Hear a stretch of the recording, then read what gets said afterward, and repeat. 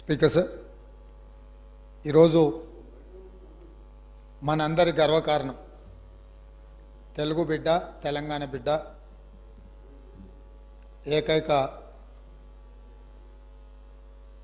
మన ప్రాంత బిడ్డ ఈ దేశ ప్రధానమంత్రిగా ఆర్థిక సంస్కరణలు తీసుకొచ్చి దేశం యొక్క అభివృద్ధిని ప్రపంచ దేశాలతో పోటీ పడే విధంగా తీర్చిదిద్దిన కీర్తిశేషులు పాములపర్తి వెంకట నరసింహారావు గారికి భారత ప్రధానమంత్రిగా ఎనలేని సేవలు అందించిన సందర్భంగా భారతరత్న గౌరవ పురస్కారం వారికి దక్కింది.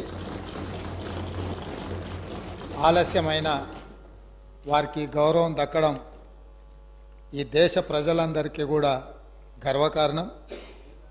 ఈ సందర్భంగా నా తరఫున, ఈ సభ తరఫున, తెలంగాణ ప్రజలందరి తరఫున వారి కుటుంబ సభ్యులకు, అభిమానులకు, అడుగడుగున వారి రాజకీయ ఎదుగుదలకు సహకరించిన కాంగ్రెస్ పార్టీ నాయకులకు, ప్రధానంగా శ్రీమతి సోనియా గాంధీ గారు వారు ప్రధానమంత్రిగా ఎన్నికవ్వడానికి, ప్రభుత్వాన్ని నడిపించడానికి సహకరించి ఆనాడు నిజాంలకు వ్యతిరేకంగా రజాకర్ల దాష్టికం మీద పోరాటం చేసి హైదరాబాద్ రాష్ట్ర విముక్తిలో అత్యంత కీలక పాత్ర పోషించిన కీర్తిశేషులు పివి నరసింహారావు గారికి భారతరత్న వచ్చిన సందర్భంగా ఈ సభంతా కరతాళ ధ్వనులతోటి వారికి, వారి కుటుంబానికి ధన్యవాదాలు చెప్పి వారి కుటుంబాన్ని